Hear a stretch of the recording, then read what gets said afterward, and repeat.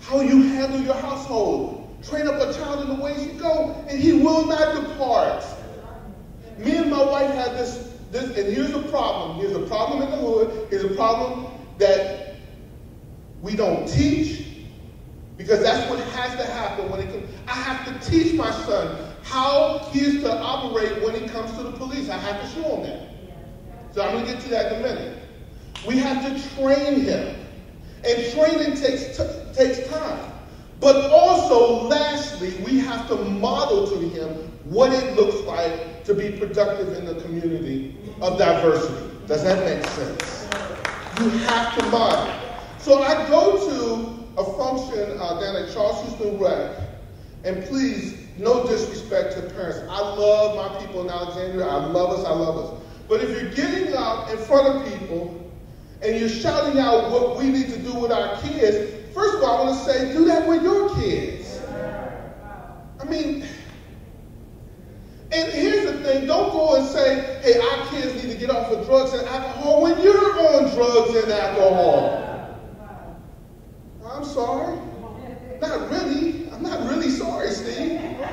We need to say this stuff. We need to take responsibility. Black lives matter, but responsibility matters. Next one. All lives matter. All lives matter and white privilege is real. Now, here's why I feel so safe to say this. Anybody who knows me knows, and some people would call me an Uncle Tom, because I got so many white friends, and I'm unashamed about it. My brother Mike went to school with me. We went to high school, and he'll tell you who I hung with. I hung with the black dudes. I hung with the white dudes. On the weekend, I did a lot of hanging with the white dudes because they drunk Heineken, and I love Heineken. So I don't care. You think what you want, but I didn't grow up in a system that was racist. Look, I'm talking about my family. I've never, to this day, my father has never spoken a negative word, or my mom, about white people. Ever.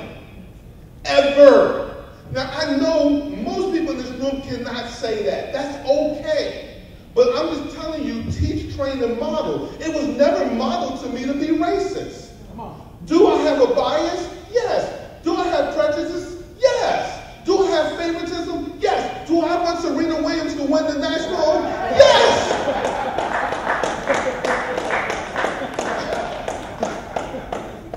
I mean, can I be honest here? And do I want a white guy to win the slam dunk contest? Heck yeah. I want that. I'm sorry. I feel like I can say this. I have a lot of white friends who told me, hey, Wood, you can say it clearly. There's a such thing as white privilege. You have to teach, train, and model to your son what to do when the police pulls him over. I don't have to do that. I don't have to do that. And I'm hurt that I don't have to do that. Here's what I want to tell my white friends. Because there's white privilege, you don't have to carry white guilt. Black people do not feel good when you're guilty, when you feel a sense of guilt. It does not make us feel good. We just want you to acknowledge. Black people just want you to acknowledge what's really going on. That there's hurt and pain, that there's a disparity between white and black, and on every level. It's just the way it is. And by the way, I'm not even complaining about this because, by the way, I feel like my source is from a higher place, so that's just me. I'm on something totally different, so, I don't cater to the man or whatever, that kind of stuff. It means nothing to me. That's just me. You on that G.O.D.? I'm on that G.O.D., man. I'm on that G.O.D., and he sits above all of this. And so, when a white person says, all lives matter, what you just said, and buckle up, what you just said to black people is, I don't give a damn.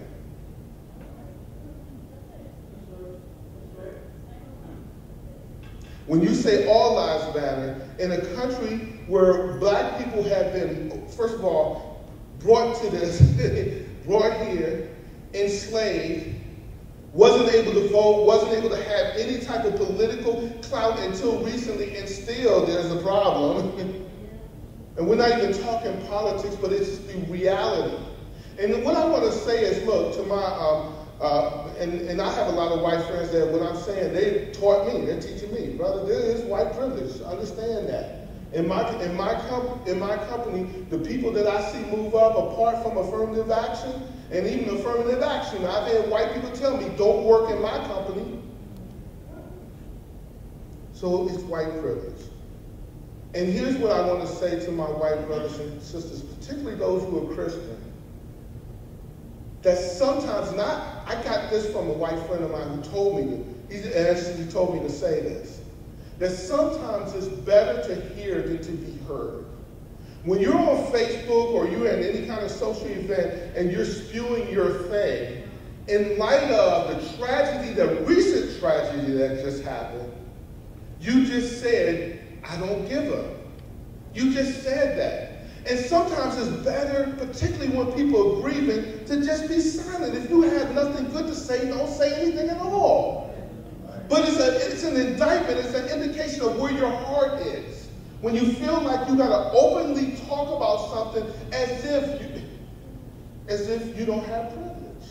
And by the way, you live in a country that has freedom of speech, so you have the freedom to do it. That's not a matter of freedom or right to do it. It's a matter of whether it's wise or not to do it. And the question is, when it comes to white and black, are we willing to work to bridge, or do we want to stay separate? Let me just give you a vision, a picture of where we are in Alexandria, Virginia at Landmark Church. We are looking to bridge. We are looking to not just be a diverse church, but we want to be a reconciling church. That's what we're about. We are a church for all people. And that's what it's about. So we want to let you know that. So we're putting the cards on the table. Black people need to have responsibility for their stuff. White people need to sometimes work a little harder, particularly those who don't have experience with black people, to just try to understand. You will never be in my shoes and know what it feels like. That's just like I don't know. Hey, by the way, let me say this.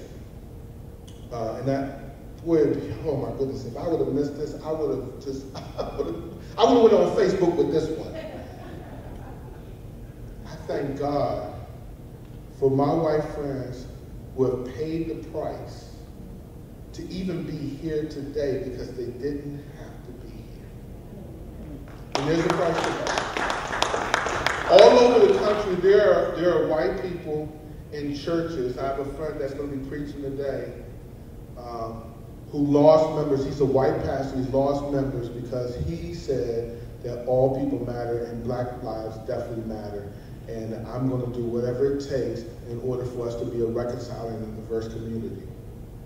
And so white people have paid the price. By the way, just so you know, Black Lives Matter is funded by white people too. The civil rights movement was funded by white people. By the way, just so you know, if it wasn't for white people, if this is uncomfortable, I'm so sorry, because I gotta say this. If it wasn't for white people, I wouldn't be standing here right now today. Not on this floor, because I'm getting funded. We're getting funded by people that don't look like me.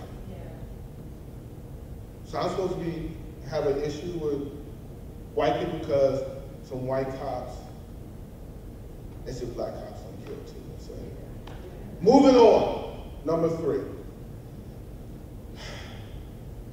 Police lives do matter, but bad policing hurts good cops. So say it, we got to go ahead and bring it out. It doesn't take a rocket science to see that black men are targets in America. It just, for me to see a guy, whether he had a gun on him, no matter what the case was, for a guy that's sitting in a car to be blasted on in front of his girlfriend and his baby sitting in the back seat, I gotta feel some kind of way. it broke my heart. To see a young man stand on the stage with his mother while his mother is crying, and he's about, I don't know, I can't remember, 15 years old, and he's breaking down, and he's got it every day of his life, the image of his father being shot will be etched in his mind. Now, I'm just saying, no matter who you are, what if that happened to you? You just got to think about it. And so we have a policing problem in America. But let me just tell you, I have police friends, tons of them. I got policeman friends who are Christians. I got police friends who are not Christians, who are phenomenal. In this city, there are policemen in this city that I've talked to that I will never ever put their stuff out, will say that what I am saying is exactly true. They won't even do it. And not only, there's stuff that I've heard police told me about stuff that happens in this city that I will never tell people. Because you'll think a certain kind of way about policing.